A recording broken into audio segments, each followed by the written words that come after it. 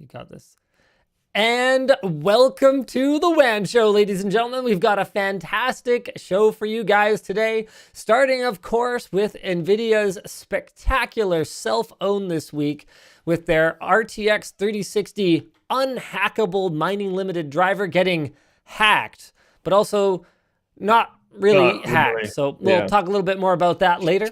We've also got AMD launching the RX 6700 XT, which hasn't had its mining capabilities nerfed, but quite frankly, didn't need any of its capabilities nerfed. Yay! Also, what else we got?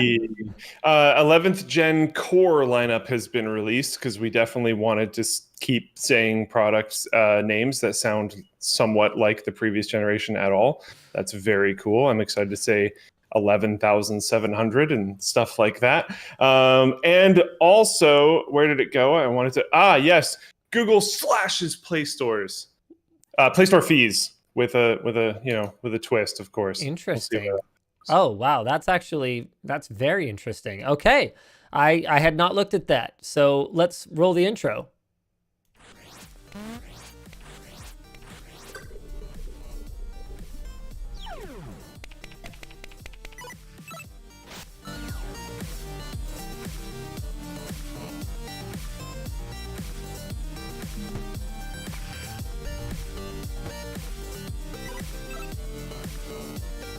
Man, I love that it says the time of the show, and it's just like, yeah, the show kind of happens whenever it happens. I think there's between daylight savings time and the fact that we were super late last week and a little early this week, there's like a 4-hour difference between the show start time from one week to the next.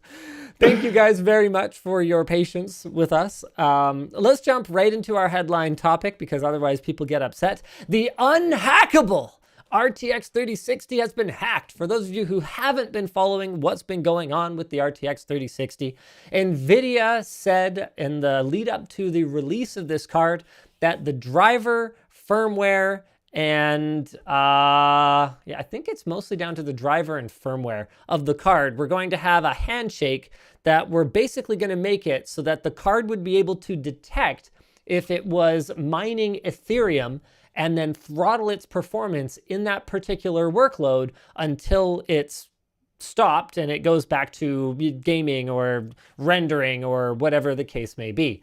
And Nvidia said that because there's this firmware driver handshake that's taking place and it's all encrypted and validated and whatever, that this performance lock would be unhackable. And they said the goal of this endeavor was to make it so that RTX 3060s would not be appealing to miners, hopefully decreasing the demand for them from scalpers, making it so that gamers could buy them at a reasonable price.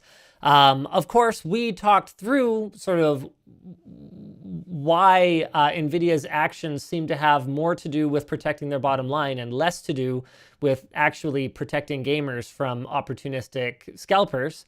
But you can watch the whole video about that if you really want to. But one of the things we also talked about was that Nvidia's actions here not only don't really do anything to protect gamers. We didn't think they were going to do anything to prevent miners from utilizing these cards. And one of the big key steps in defeating Nvidia's cryptocurrency mining block has already taken place. Now, usually something getting hacked is not as simple as just like, you get into the mainframe and you get the Control-Alt-Delete in there. You type really fast and then suddenly you get the matrix code coming down. It's not usually the way it works. I mean, you look at a project like the iPhone. It's a never-ending battle because there's always new hardware, there's always new software updates, there's always new workarounds, and it's like this game of cat and mouse. So you look at something where the hardware doesn't change, something like a Nintendo console. You go back to the R4 cards on the DS, or you look at the Android. I don't know what to call it. Yeah, I guess it's probably a hack. The Android hack on the Nintendo Switch. Those are things that little by little by little by little, what is usually a very dedicated and usually very small community chips away. So, first they need to pass some key hurdles. They need to get, like root access, for example. They need to break the bootloader. Like they need to kind of get past these hurdles. And then once they do that, it's like, oh, yay, now we've got Android running on it. Because it's just a Tegra chip. So like, obviously it could run on it, but oh wait, Nintendo has a totally different way of implementing Bluetooth because Nintendo lives on a different planet where Bluetooth wireless in-ear headphones aren't a thing and no one would want to use that or whatever, so, Bluetooth doesn't work and Wi-Fi doesn't work. And you got to kind of chip away at these things little by little. But one of the key tools in any hacker's toolkit is a proof of concept, right? Having it working in some small way so that you can take that solution and then trace the path back to create a better solution. So to be clear, it's not like people can build a mining farm out of 3060s right now. In fact, my understanding is you can only mine at full speed on it if you have it connected to an external display and if it is the only 3060 in the system.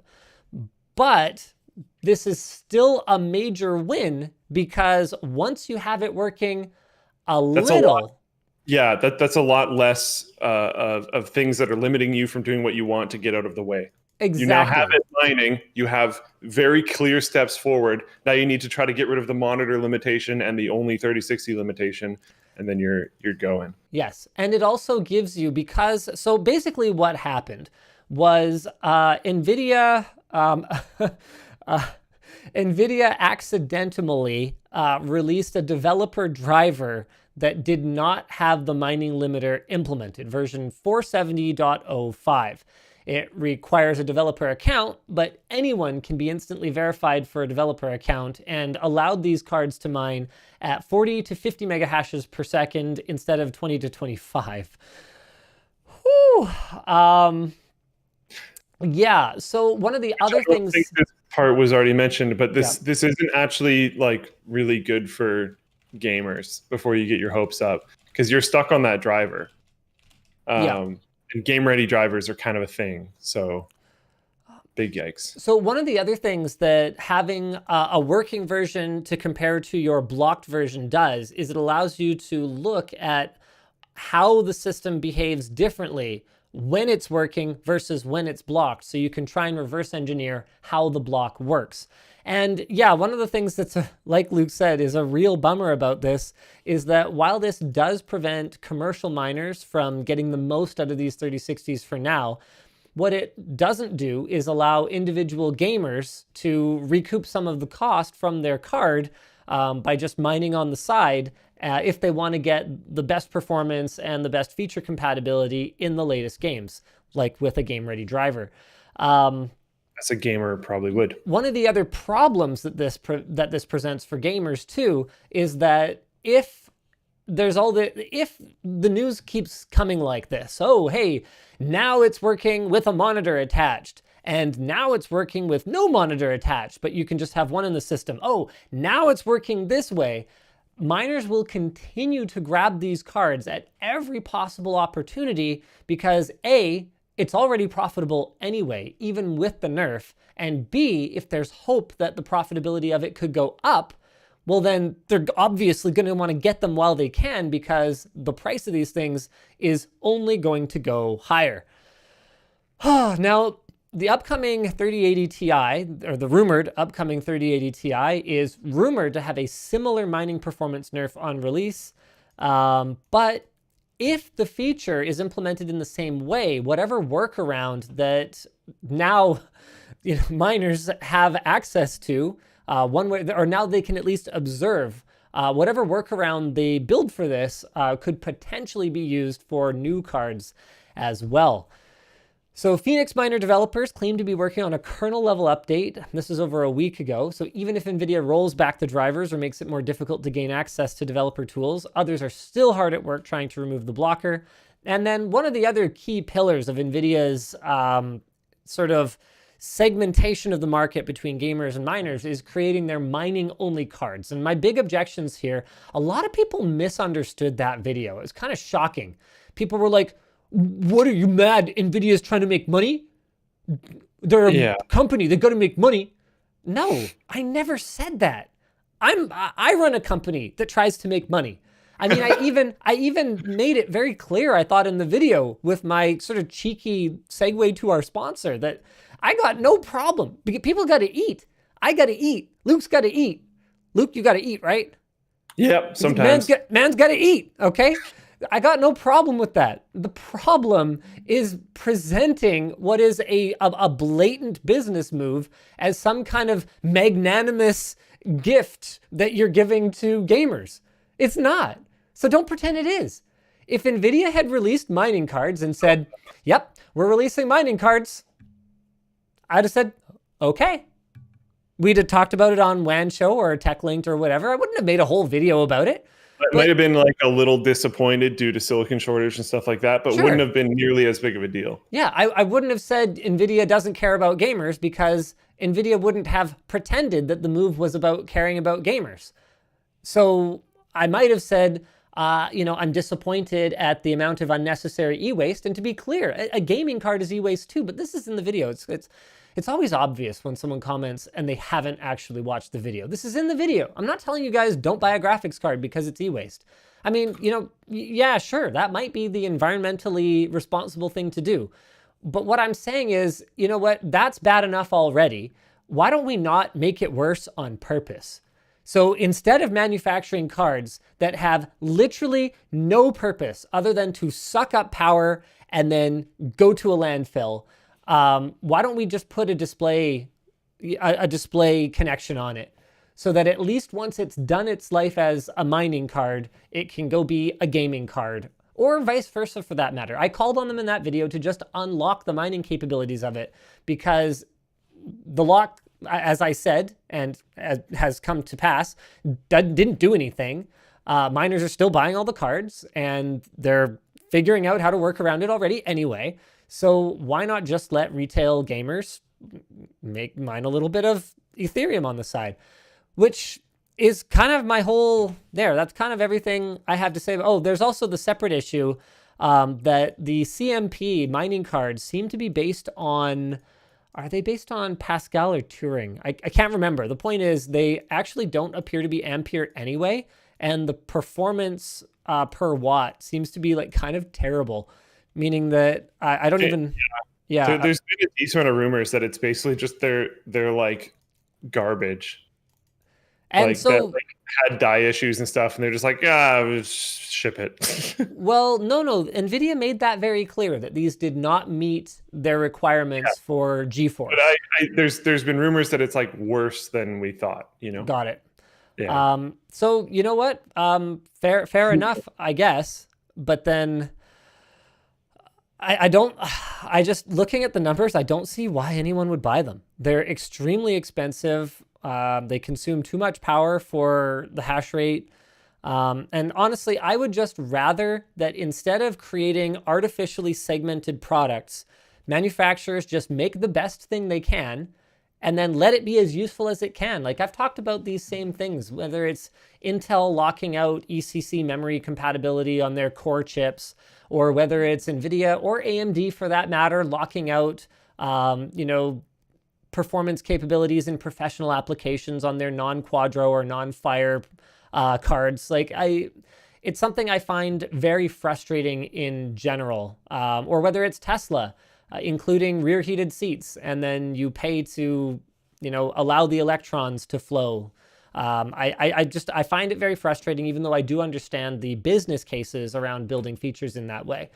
Now, particularly something like Quadro or Fire, I find it a little less offensive because there really is significant driver development work. So essentially you're not buying hardware at that point. You are buying software. There is significant development work that goes into validating those products for these professional applications. It's the for no apparent reason functionality locks, canning the double precision floating point performance of a Titan, for example, that can be very frustrating. Back to my point about retail gamers like individual gamers making back some of their money by mining. There's been a bit of controversy around our NiceHash sponsorship earlier this week, and I just want to take a bit of time to address that. First of all, there's the people that are upset that I appear to be flip-flopping on the issue of mining. I don't believe I have ever flip-flopped in any way. I mean, we've always been kind of tepid on it. We are pro the technology. I believe in cryptocurrency for realsies. I think that some form of blockchain currency could be the answer to a lot of our problems. I don't think that Bitcoin is necessarily it. There's a lot of problems with a lot of the current cryptocurrency and, for that matter, blockchain technologies. But I do fundamentally believe in the concept. So there's that. I am not a huge fan of large-scale mining operations. I don't think that was ever really what the creators had in mind, was individuals filling entire warehouses with these ASIC miners that serve no purpose other than to, tackle the ever-increasing difficulty of performing these calculations. I don't imagine that's what they imagined, because the whole idea behind a decentralized currency is that you don't have these centralized sort of power brokers in the space.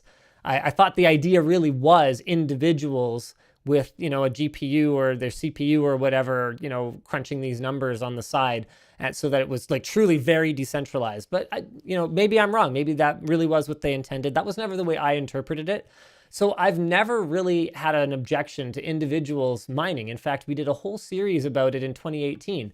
I am bothered by it not being possible for individual gamers to get the hardware that they need to enjoy video games, which I love, and I think you guys love, at a fair price. That bothers me. Opportunistic money making, bothers me.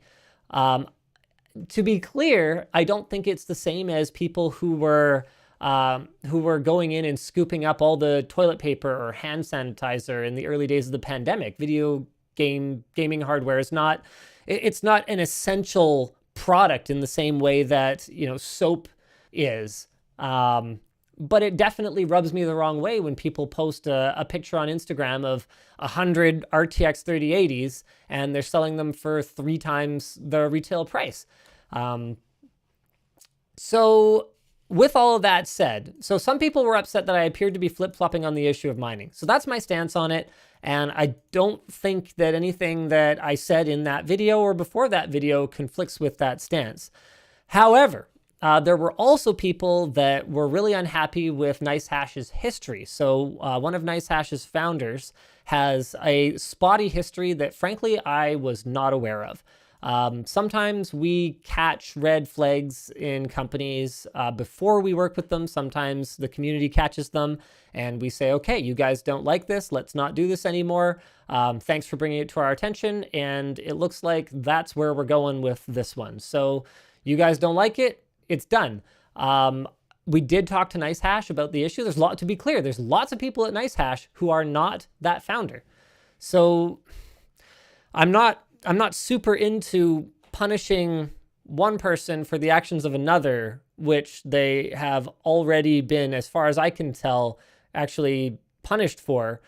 But if it's something that you guys aren't comfortable with, especially because this is software that runs in the background on your machine, then 100%, we get it. We read you guys loud and clear. It's done. It's gone.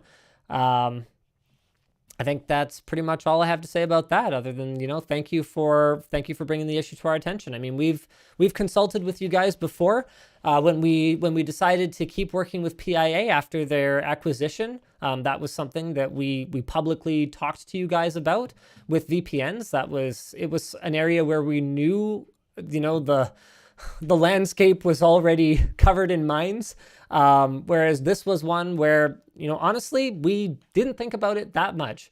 NiceHash, it's like, yep, they've had some issues in the past that we were aware of, like the hack where a bunch of people lost their coin. They returned all the coin. We thought that was pretty good guy NiceHash. It's a lot better than faking your own death and pretending the coins never existed. Now, you might laugh, but That is a thing that people strongly suspect happened. Was that ever Oh, confirmed? no. I'm self laughing because that's where all my coin went. Oh, oops. All Yeah. right. Well, sorry about that. I even Anyway, had hardware wallets. They showed up that week and I hadn't moved the stuff into it yet.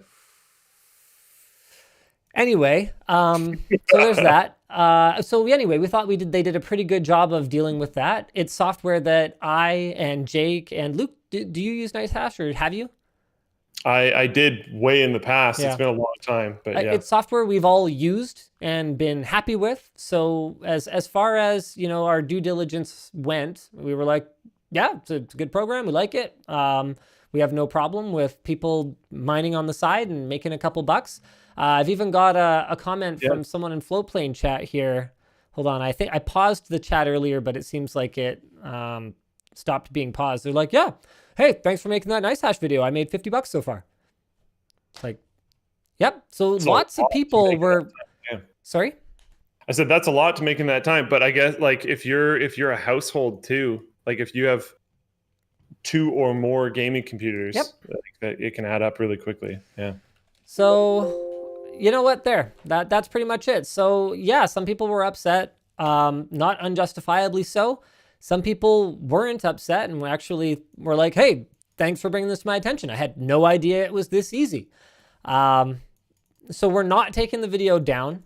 But we're also just going to sunset working with NiceHash, or for that matter, just any cryptocurrency, anything for a while here. And we'll come back to you guys. We'll talk to you guys if there's a deal that looks like we think it makes sense, and we'll make sure that you guys agree before we do anything else like that. I mean, it's not the only category that we've just gone, you know what, this is too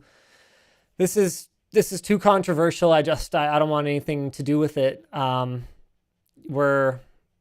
know what? No, I'm not going to name any other ones because I think it's going to make it too clear exactly, who made a stink and what was problematic and who we cut off. I don't want to get into that, but there are other categories that we just outright don't touch. I mean, one example that we've never touched. Oh, what's that? I just thought of one. Gray market keys are one that we just avoid altogether. Some people work with them. We don't judge them, but it's just something we've never been comfortable with. Fair Ann says, I think one of the big issues on NiceHash was the Phoenix ordeal. I don't know the full details of what happened between them. It's honestly a little over my head. More than 2 minutes of reading was all I was really willing to put into it, because by that point I had already decided this just isn't worth it. We're not gonna do this anymore. So it's not that I don't care. It's just that it didn't factor into my decision because it was already made. So I haven't spent a bunch of time. I do think that spurred a lot of the community backlash. There's been definitely some emotions flying in that space, but yeah. Tim SP says, and what about not talking about the environmental impacts of crypto? So again, I don't think that the intent of cryptocurrency was for all of the Bitcoin to get mined in such short order, to have these, the power of a country, running this thing. I don't think that was the point of it. And if it was actually being used the way it was supposed to be used, I don't think it would be as big of a problem. And I specifically said in the video that if you're using electric heat for your house, this is a way that you can make money instead of spending money with your electric heating. It's not that I support, putting your mining rig in an air-conditioned room, I don't think that's responsible. I don't want people, running out and wasting power either. But I also, again, don't think that small scale mining from retail gamers is the fundamental problem here. Let me just see if there's anyone else talking. All right. Yep. Can I segue you? Yeah. Hit me. What are we talking about now? Speaking of retail, Bridge Wallet. Oh, are we doing sponsors? Yeah. Let's do it. Oh crud. Is this the Ridge Wallet spot?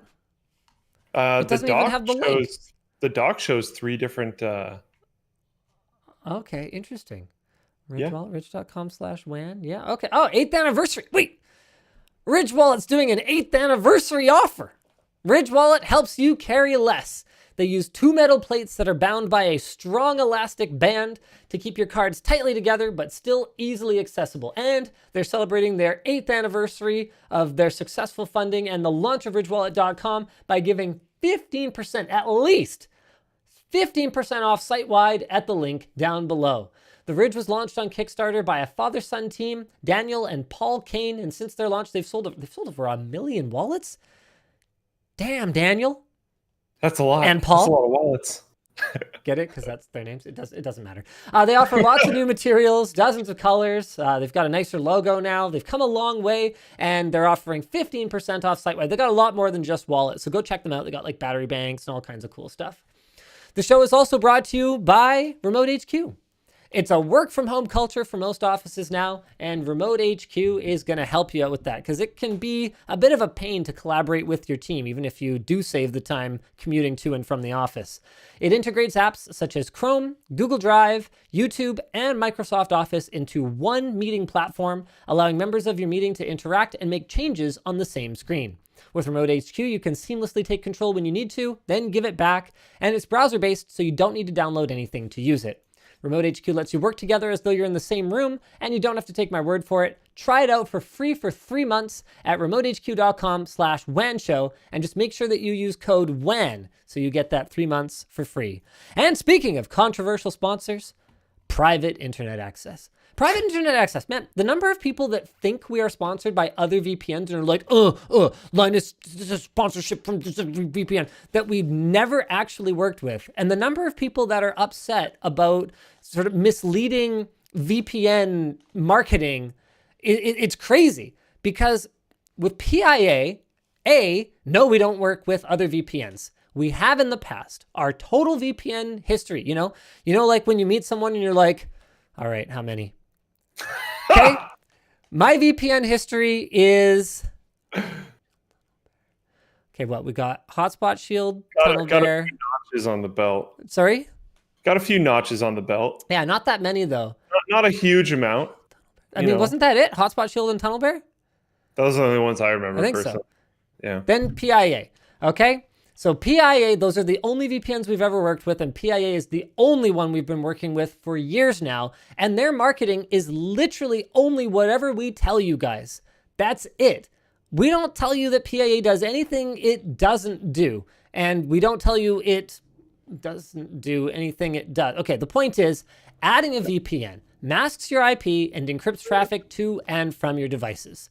That's it. It's not a magic bullet to make it so that you are an invisible ghost on the internet or anything like that. It's just one of the tools that should be part of any privacy enthusiast's toolkit. It has reliable service with no bandwidth caps. So if you're a filthy pirate, then PIA is not going to be like, hey, you used too much bandwidth this month doing whatever it is that you were doing. They have configurable encryption and an internet kill switch to keep you in control of your connection. And when combined with private browsing, PIA can even make websites think you are in a different country.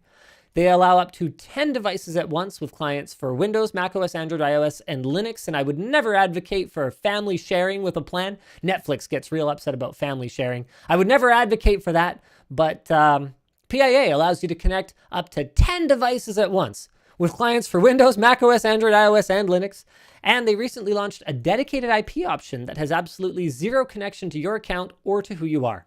Not even PIA knows the IP address belongs to you, while you have a smoother experience with the same privacy and security. Because when you're on a VPN, sometimes like every site you go to is going to be like, Cloudflare is checking your thing for 5 seconds. So if you just have one IP, it means when you go back to that site the next time, it's chill. They already have over 24,000 servers in 77 countries, and you can try them risk-free with their 30-day money-back guarantee at lmg.gg/PIA WAN. So no misleading marketing, ladies and gentlemen, and no, we don't work with any other VPNs, just PIA. PIA, please don't have any big controversies. Thank you very much. That'd be great. Yeah, if you guys could just stay chill and awesome, and we could just work with you forever, then that'd be awesome. Because honestly, I feel like if we had to go through the whole VPN breakup thing again, I might just be like, Luke, I got some bad news.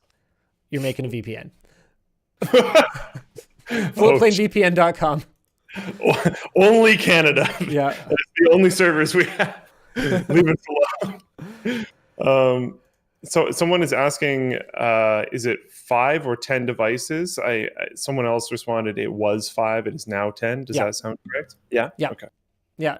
Sometimes we probably still say 5 because some of all the channels have different copy and some of them get updated more often than others. So if you've heard conflicting information from us, it's 10. So there you go. Oh, geez. AJ just said, nice, I'm in. No. So we've looked into it enough to know that it's more complicated than it seems. I honestly, I'm so happy to just work with PIA and have them pay us for sponsorship and let them deal with that liability, because I don't feel like, going up against some government that wants me to hand over records or whatever. I don't need that in my life. Yeah, that doesn't sound great at all. I just don't. I don't want it. All right. It sucks. Do you want to talk about What? the thing? Which thing? The thing I'm disappointed about? Yeah. I can. I don't know. I'm not trying to. Yeah, no, it's fine. I'll talk I about think it would be interesting. Yeah, but I'm not going to give too many details, but basically we had an opportunity to get a new headquarters for Linus Media Group. There's probably some people internally, this will be the first they're hearing about the outcome, because there were kind of rumors swirling. We had talked to some of the management about it, but not everyone. But L.M.G, Critter Warehouse, Floatplane would have all been able to be consolidated because it was like an absolutely gorgeous and very large site. And unfortunately, we ran into some issues with I don't want to bore you guys with all the details, but something, the area needed city services brought into it in order to be developed. And the existing developer that's doing like a nearby development would have to get all of their development costs reimbursed by latecomers before we would get anything. And it looks like because of that, the numbers are just, they're bad. They're real bad. It was going to cost somewhere in the neighborhood of double what the price of the land was to get the land in a state where it could actually be built on, and would probably take anywhere from 8 to 10 years before we actually walk through the front door of our new headquarters. So I am extremely disappointed. I'm gutted. And I am just going to have to keep searching. We haven't managed to find, we were so excited about this thing. We went as far as having an accepted offer on the property, and it was during the due diligence period where we found all these challenges that were not apparent on the surface that the whole thing fell apart. And another thing that sucks is, hey, you know how, I lost a bunch of money on my GameStop investment? Let me tell you, commercial real estate due diligence costs a lot more than throwing money into game stonks. All right, a lot more.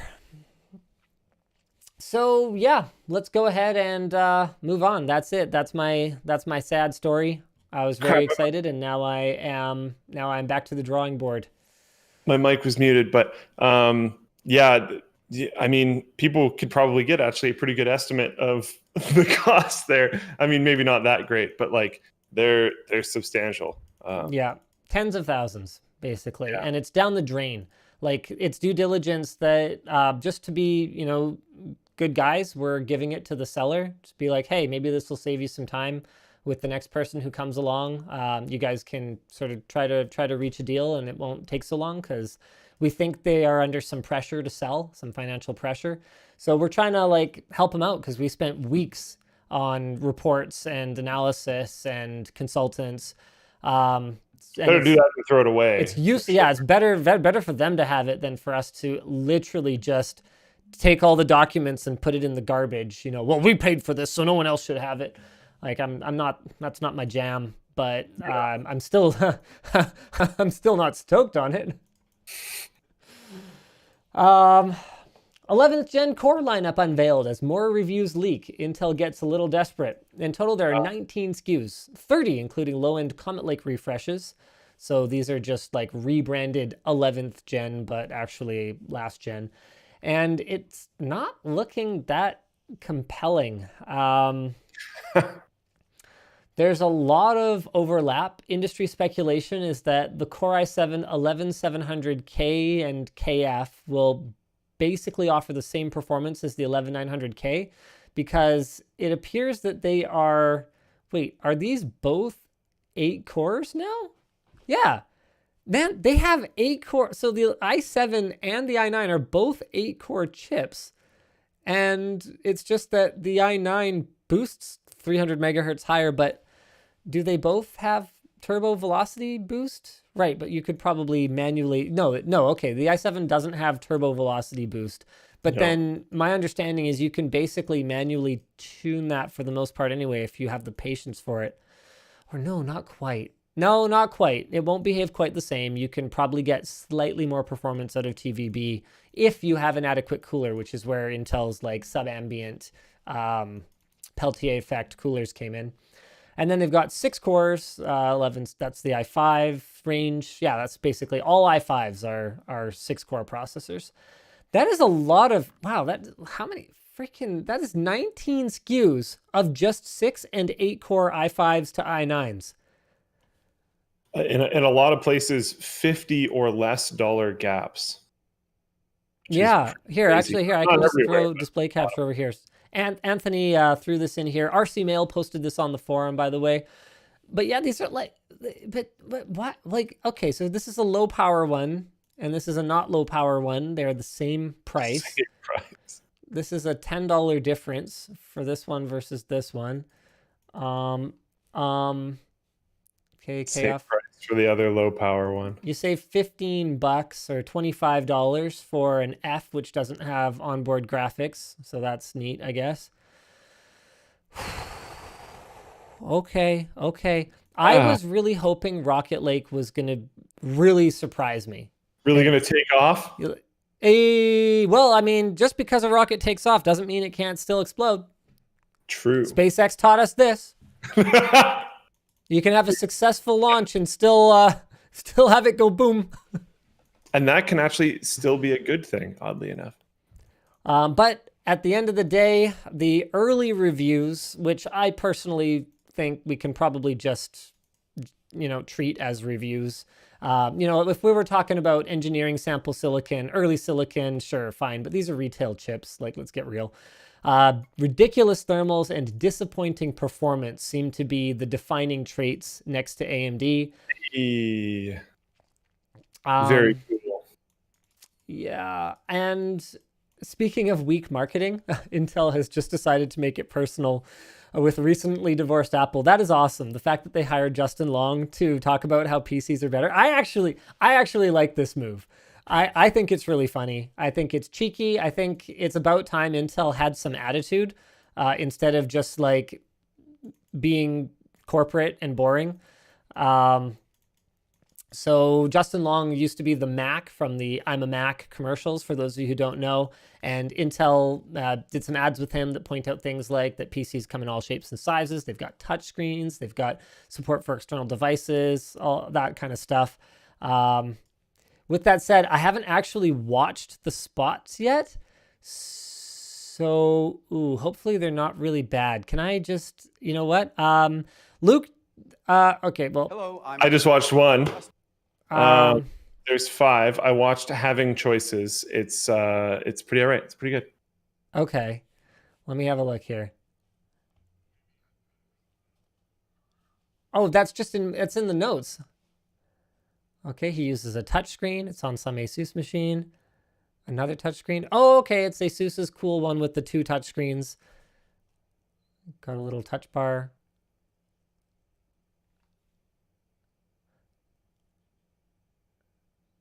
Okay, you know what? They're not bad. They're actually not bad. I think they're fine. Yeah, I'm down. I'm into it. I think they're funny. I mean, realistically, Rocket Lake is going to be successful enough for Intel just because AMD can't make enough chips, but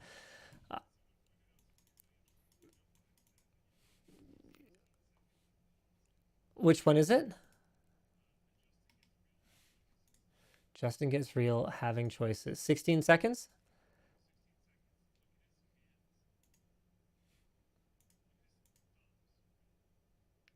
Oh. Wait, what? Why? Why wouldn't they just have the laptop actually there? I guess doing a screen replace will actually give you a cleaner look sometimes. Oh, wait, shoot. There we go. Sorry about that. Yeah, Luke said we need to go to 16 seconds and look at his hands. So yeah, I know why they would have done this. Sometimes glare when you're shooting can be very problematic. So just replacing the screen in post can give you a better result. But I mean, that's not great. It's not a good look when you look like you kind of have to motion track your thing. Let's see over here. Yeah, that's really not great. Okay, all right. Okay. Do you think they should have stuck with the original format? No. Just had like two people talking? No? I think this is really personable. I think this is what they were trying to communicate. I'm Justin, I'm a normal guy, and having choice is good.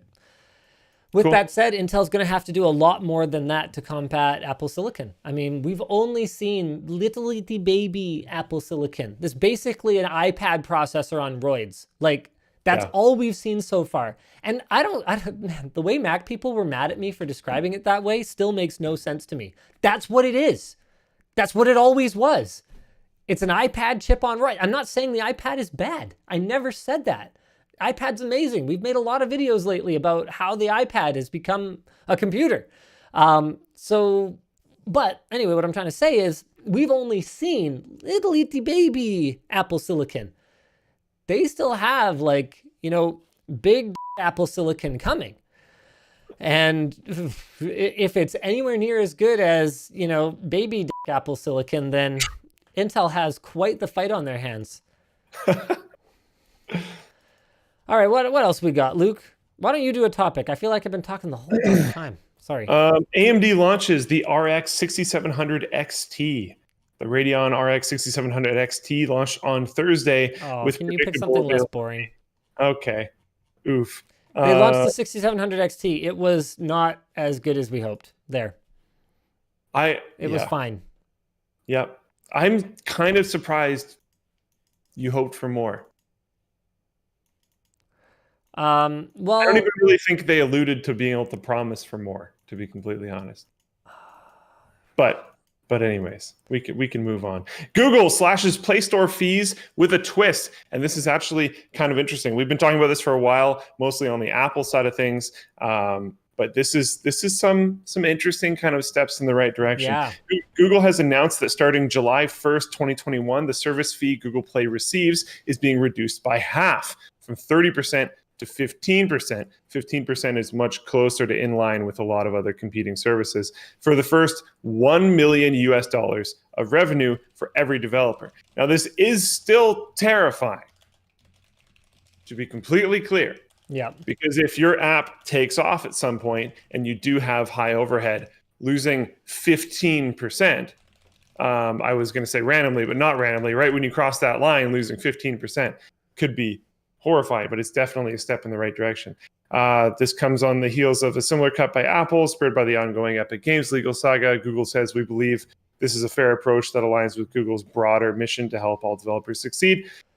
Yeah, very cool. You're just going to have to make sure that as a developer, you are ready to stomach that 15% loss once you get there. So you're going to have to pay a lot of attention to your income through the Play Store and what that's going to mean for you moving forward.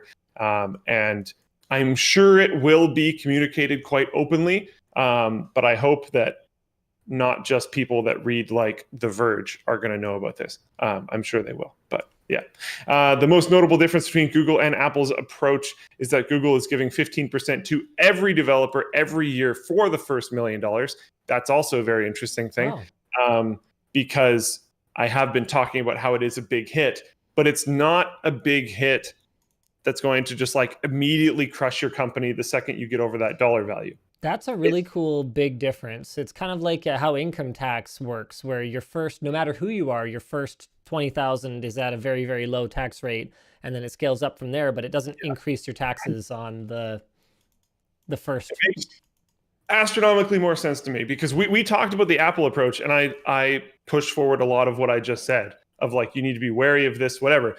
But with the Google one, you need to be wary of it.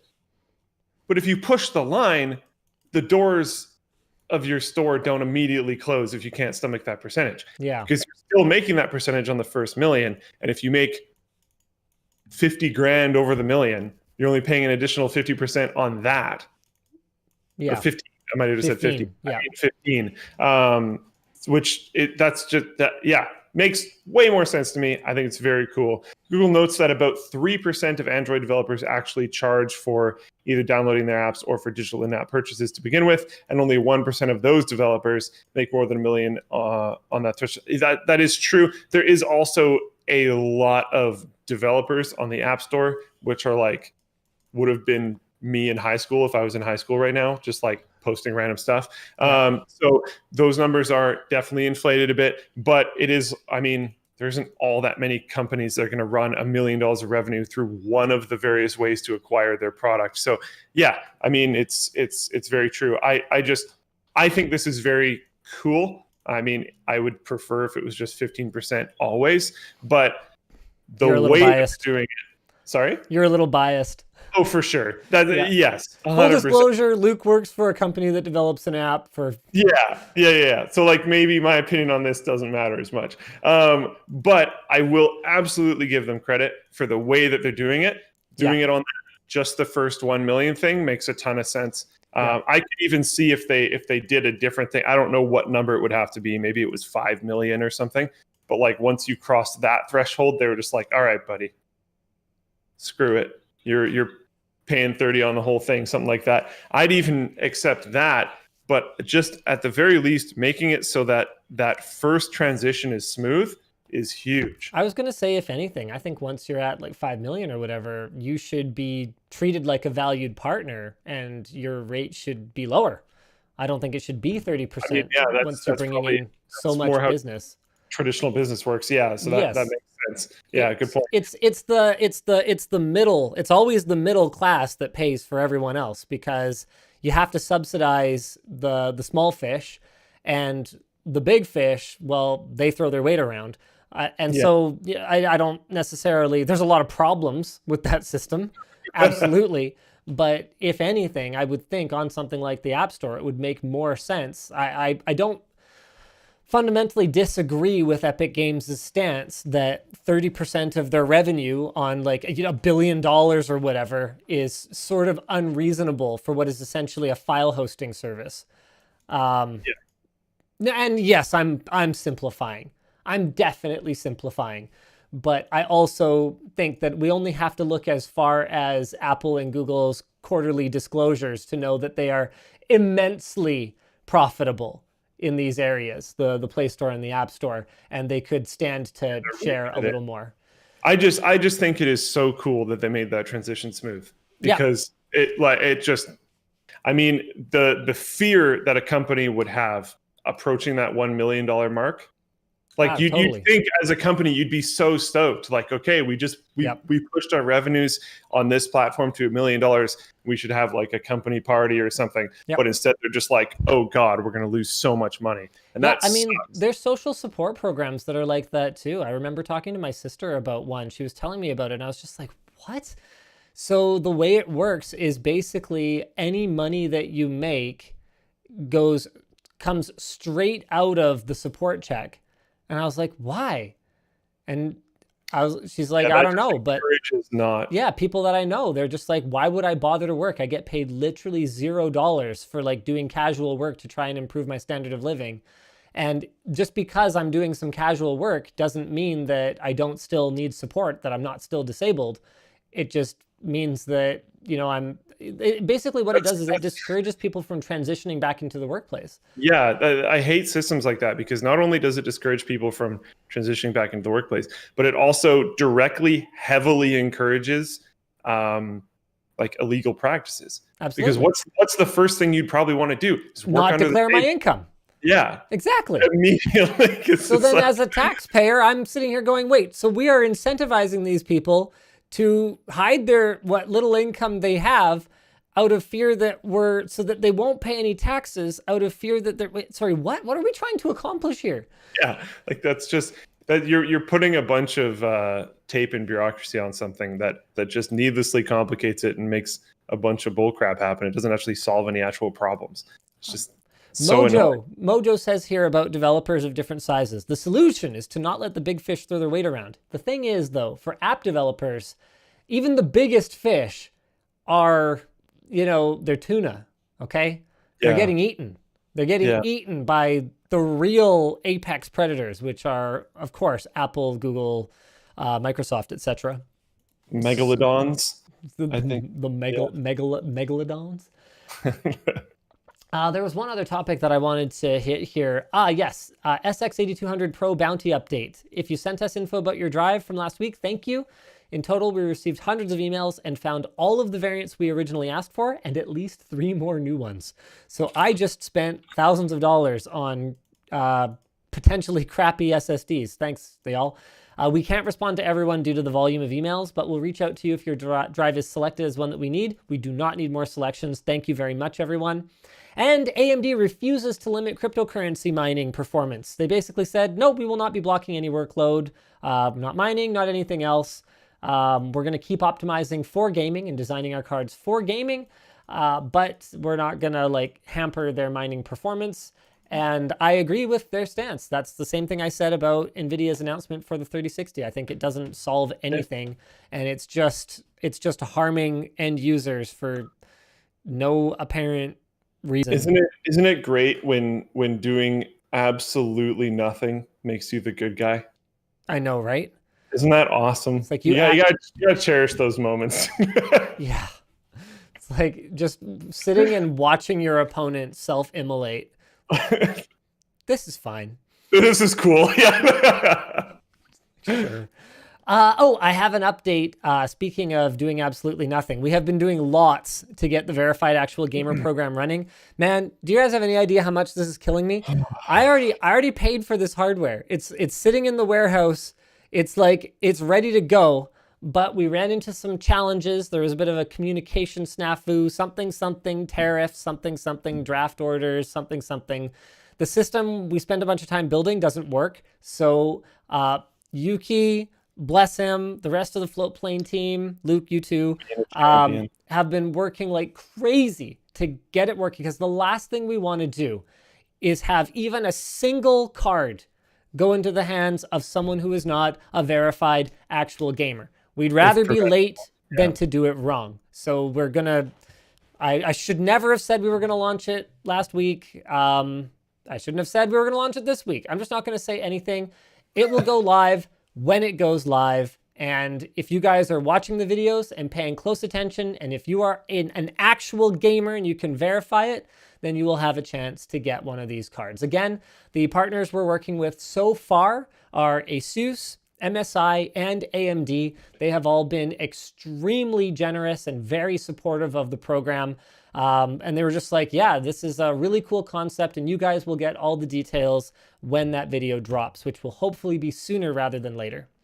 A bunch of people in the chat said, why don't you just not sell them to Americans? That would have made this wildly more simple, but is also kind of against the whole idea of it. Yes. So we're gonna get it done. It's gonna be okay. We'll get her done. Yes, the tariffs were one of the most complicated. The tariffs were one of the most complicated things because A, there's getting the mechanisms working correctly, and B, there's getting the communication right. I don't want to call Americans spoiled, but I will say that from my experience dealing with Americans, they have a lot less experience dealing with things like import duties. They just sort of fundamentally don't really understand why hardware is more expensive in Brazil, say, for example, or why the price tag goes up at the till. In Canada, we're a lot more used to dealing with it because we live in a very Amerocentric kind of culture, but we're not American. We're sort of third-party observers. So for example, when a new product launches, unless it's a really major brand like Apple, it is very normal for it to have a price in US dollars and then a price in Canadian dollars, and that price in US dollars is fixed. And then to have a price in Canadian dollars that actually just floats based on the US to Canadian exchange rate. So we've seen it before. A graphics card that goes up 10% in price because the Canadian dollar plummets in 2008, for example. So it's just sort of a fact of life. Or bananas. You know, the price of bananas will just fluctuate wildly week to week, whereas I think a lot of Americans enjoy being in such a large market that they are sort of it's the USD, right? Like they are the price or the sort of go-to-market strategy against which everyone else is sort of pegged and floats around.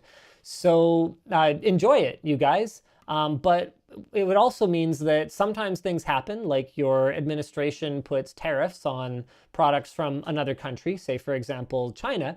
And when that happens, there is no point taking it out on manufacturers or retailers. It is what it is. And it's not as simple as building graphics cards in America. Sorry. Like the entire supply chain, you know, even just getting the capacitors that would go on the boards would have to be retooled. This is a half a decade operation, not something that can just be, you know, turned on when someone slaps an import tariff on something. So, you know, the last thing we wanted to do was not communicate it properly. If this was a European, for example, they're already used to having something show up with like, you know, $40 in VAT on it. So that's their value add tax. Whereas, like I said, our experience working with Americans is that they're just not accustomed to import duties on things because, well, why isn't it shipped from America? Everything ships from America. And yes, yeah, I mean, most things do, but some things don't. So that's where we're at. So we just want to make sure that it works properly and everything is communicated properly. People like make it Canada only. That would have made it so much easier. That's another thing too, is that our experience dealing with American consumers is that part of not really understanding why this experience is different from everything they've experienced before is being angry about it. And we're not looking to make our community angry. We are looking to put cards in the hands of gamers. That's the whole goal. Let me tell you guys, there is not enough money in this for me for it to be worth making our community angry over at all. If this is not net helpful and people aren't into it, I don't even care. I will send the remaining products back to the distributors and we will discontinue the program. So if you don't get one and you're mad, keep your fucking mouth shut, because if you complain, you're going to ruin it for someone who might have gotten one of the next ones. Could be you. We are doing our absolute best. No, there are not enough cards. No, there are not enough CPUs. Not everyone will get one. But what we are doing is we are making sure that whoever does get one is a verified actual gamer. That's it. And to add a little asterisk on that, yeah, we can't necessarily guarantee that they're not going to flip it. No, we can't. But we can guarantee that they'll be a gamer. So for better or for worse, they're one of our own who turned to the dark side. Yeah, we can't guarantee that they're not going to flip it. We can't guarantee that they're not going to just let it sit in mine all the time. But we're doing our darndest to make sure that they got to be one of us as much as possible. Tyrek says, I love how some of us Americans get triggered when we don't get what we want and someone explains why.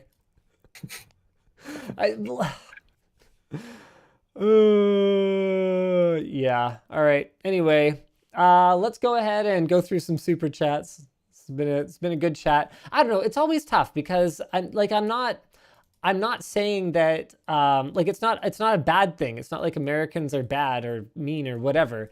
It's just not something they're used to. I've just spent my whole life knowing that prices for things go up and down, and I might pay an extra arbitrary $50 of import duties on an order of something that I want because it probably ships from the States. Like it's a fact of my life that I'm just used to. I've gone through all the stages of grief already. Whereas you guys are just getting started. You know what I'm saying? You got to start with some denial, you get some anger up in there. Something that constantly blows my mind while you're looking up a super chat here Yeah. is just because if you look at like a population chart of Canada, Yeah. we basically all live on the border. Oh, like, yeah. Yeah. We basically all border the US, and that's obviously not true for Americans. Nope. So this totally makes sense, but it also blows my mind because essentially every Canadian you talk to has a passport, currently valid passport. Yes. I know That's so very, funny. Yeah. very few people that don't have a currently valid passport. Yeah. I think the majority of Americans that I know don't have a currently valid passport. Yeah. And every single time it comes up, I'm just like, why not? what? Yeah. We invited How? someone to LTX one of the years, and they were like, oh man, I don't know. I'm going to have to like get a passport. And I was like, excuse me, what the Yeah, like, and wait, what? I was like, oh, you just need to get it renewed? And they're like, no, I need to get a passport. And I was like, you're a grown ass man. Like, yeah. why don't you have a fucking passport? Like, what? So it's just, there are some little cultural differences. And the answer was as simple as, well, why would I ever have needed to leave America? And I'm like, oh, I don't know. I guess. Winnie says, finally got to watch you live. Greetings from Romania. Scrapyard Wars, L.M.G. versus DIY Perks. When? I mean, not anytime soon, but with travel restrictions and all that, but I would be totally down. You guys got to do something with him at some point. We got really close years back, but I'd love to see a DIY Perks collab. He's super cool. Yeah. Timothy says, you guys should buy the whole building you're in and lease out the parts you don't use.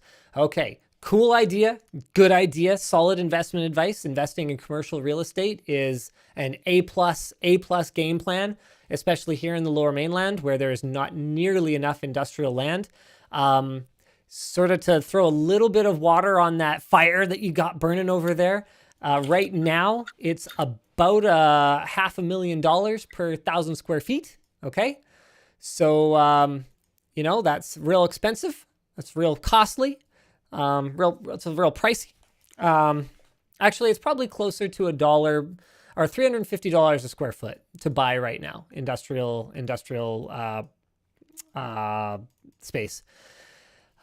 So yeah, sure. You know, like if I wanted to spend millions of dollars to get them back slowly over the next 20 years, then yes, I could do that. Or I could spend it all on water bottles and mouse pads. And then you guys could have water bottles and mouse pads on lttstore.com.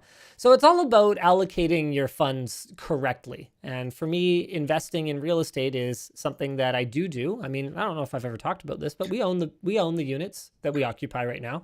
So that's 5 units of the building that we're in. Each is about 2,000 square feet plate. And we've built some mezzanine above it and stuff like that. So I'm definitely down when it comes to investing in commercial real estate. But it's also, you know, if Linus Media Group made $1 million, let's say, it would be far more wise for me to take that $1 million and hire more engineers or a social media coordinator or better equipment for the shop, make better content for you guys, invest it back in the business rather than investing it in a box that I then lease out to somebody. Because that's not the business I'm in, leasing property. I'm in the business of making content. Frosty, Linus, you inspire me daily. Keep being you. Hey, thanks, Frosty. You keep being you. Ilya says, hey, Linus, hope you'll put your vacation to good use. You've become unprecedentedly annoying for the last month or so. Unprecedentedly annoying? No. Let me tell you. I have been very annoying in my life. Luke. Did he give you money to say you were annoying? Yeah, 100 rubles. I don't know how much money that is. You need to be more annoying. I guess so. Oh, okay. I mean, I think I can do that. Hold on. Let me work on this. All right. I'm going to go ahead and read some more of our super chats here. Scott Briggs says, love the channel. Keep up the good work. Hey, thanks, Scott. Hold on. I think we can make this more annoying. William Hendricks says,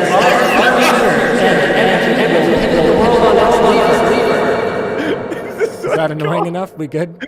Oh my goodness. Cyrus Zur says, wouldn't tell you your business if it saves the opportunity if utility issues Could monetize vids on DIY. Oh yeah, the DIY septic incinerator, etc., etc., etc. Yeah, heck yeah, we were super down to do like a really cool like self-sufficient eco like green build out. That was not in the vision. We would not have gotten a development permit for it. So that's ultimately one of the things that canned the deal. Really good idea. Definitely share your vision. We just couldn't make it work. Jacob asks, any plans to include some sort of code compilation benchmark in your toolkit? Yeah, that's something that we should probably do. I'll fire that over to Anthony right now. Let's make sure code compilation in upcoming CPU reviews. Because I think, don't we do a Firefox compile? Actually, I think we do. Never mind, I'm not going to send him that. I'm pretty sure we actually do that already. Oh, see you later. Floatplane chat has been asking about two different things. One of them I'm sure there isn't an answer on, and the other one I'm 99% sure there isn't an answer on. Dell update? Dell update. I have not heard anything. So, yeah, I can't force it, unfortunately. So that one was the one that I was totally sure. The other one is shoe dryer. Shoe dryer. Yes, progress. Yeah. Wow. Kyle's working on it. These kinds of things take time. Anything with molding, anything with electronics design, we want it to be extremely safe. The idea now is that it would also serve as a battery bank. And what else did we kind of... So, I forget where exactly we're at on it, but it is absolutely still being developed. Yes. And it is still something that I need, because it would be great for more than just like sports shoes. Even just throwing it in like your hockey bag, just having a little bit of air circulation. We've already done the pre-validation of the concept, and it's way better. Way better. Even in a closed bag, just having the air moving around is infinitely better. So it's definitely, even as a tiny fan, makes like a many hour difference to how quickly it dries out. So we will do it. It's just a matter of time. Yeah. If you're searching for a super chat, while you're searching, they're also asking for an update on mouse pads, desk pads. Desk pads will come when they come, and it should be soon, but kind of like Verified Actual Gamer program. Theoretically, I'll tell you guys this, mouse pads are like, the time away that they are should be measured in weeks, not months. But we've run into so many production and shipping delays that I just don't want to say anything until they're in the warehouse and Patrick and the crew are ready to go, ready to just do it, ship them out. I just don't want to say anything, because what's the point? Yeah. Lenny says, European here, excuse my terrible English. I'm German. Your English is great punctuation and everything. Love your content, and your beard looks really nice. Hey, thanks. Oh, you have an invader. Vinay says, Linus, please take care on your vacation. Your skin's starting to look unhealthy recently. Oh, that's probably because I was up till like 4:30 in the morning playing Anno. So the unhealthy skin is because of vacation, not going to be fixed by vacation. DevSnack says, I'm a bit behind in the stream, but in reply to the intent of crypto and its environmental impact, I think it's worth talking about the reality instead of the ideals. Yeah, that's fair. That's really fair. And in reality, I'm super against large-scale crypto farms. I think it's not helpful. And in reality, I'm still okay with small-scale individuals. Jiraj says, would you consider an option to get notified when DeskPad is in stock, like email? Luke, Floatplane is actually doing some Shopify development for us. Is an out-of-stock notification something that is on the I believe that's right in the yeah. Okay. We're very much focused on Verified Actual Gamer, but I'm fairly certain that is in the queue of things. Chris Deach, hopefully we're going to have you set up. Hopefully you'll be a Verified Actual Gamer and get hooked up here. And the Gaming Sir says, as an American, I don't get to pick the tariffs. We deal with a price that's provided to us like anyone else, but I appreciate the effort to deal with our stupid trade war laws. And thanks for no more Raid Shadow Legends. We know you don't get to pick the tariffs. We deal with a price that's provided like everyone else. But what's confusing, I think, for a lot of Americans is that you guys were quoted MSRP when these products launched. And then after that, the US government added a 25% tariff. plus costs went up on a lot of the components. So now you might feel like you're getting swindled and like the retailer's marking it up 25%, but actually it's a government tariff. A lot of people don't follow the news that carefully, and they're not going to understand the difference there. General Disregard says, verified actual gamer program. Did it ever dawn on you that you're buying cards gamers could have and are now holding them for an excessive amount of time? How many are you holding? We've got in total about 500. Yes, it's a lot, but the only reason we're holding them is to make sure that they get into the hands of actual gamers, and we will do it as soon as humanly possible. I have a very good feeling, and I'm not going to name any names because I'm just not interested in starting a gong show behind the scenes right now. But it is my belief that there are retailers that I know of who had stock at launch of cards that I know how much they got, where the numbers didn't match up. And so it is my belief that these cards are safer in our warehouse than if we had given them to a retailer and hoped that they would make their way to gamers. And we're not holding them for that long. Yeah, we've only had them since I tweeted. That was when the first shipment arrived. The second shipment came after that one, and then the third one, the last 300 cards, have not actually arrived yet. So we're dealing with it. We're working on it. It's just this has been technically quite a bit more difficult than we hoped. That's what it comes down to. I think there's one last super chat that I saw. Pwn for Skittles, another $10, but I want to know what else I should eat for dinner. Skittles was a no-go last time. Try some shepherd's pie. I'm a big shepherd's pie guy, all right? You go for it. You enjoy that shepherd's pie. Think of me while you're eating it. Shoot, there was one? Crap. Oh yes, okay. Last super chat. Faulty asks, who is the best pony? Definitely gotta be Applejack for me, all right? This is like dead meme all day. Like really My Little Pony. It's like 2014. But yeah, definitely Applejack. Wait, are you a brony? So it's complicated, right? Because I definitely am not into like, the fan art and stuff like that. That is 100% not my thing. Okay. I just don't get into any of that. I love the animation style. I think it's super cute. I think it's really fun. I think it's sweet. I love a lot of the music. What's his name? Daniel Ingram. I think he is fucking awesome. Just straight up. I absolutely love his work. He's a Canadian. He actually lives here in Vancouver. He's one of those people that's like low key, I think just incredibly talented. Some of the music in the show is, I think, outstanding. I like it.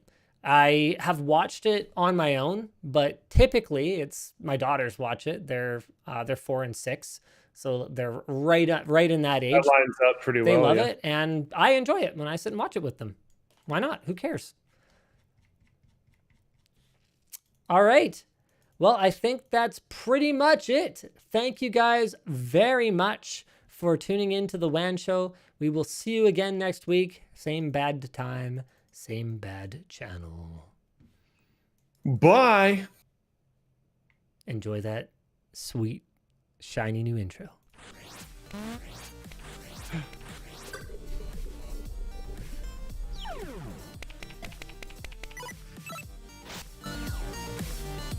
Someone asked Anno.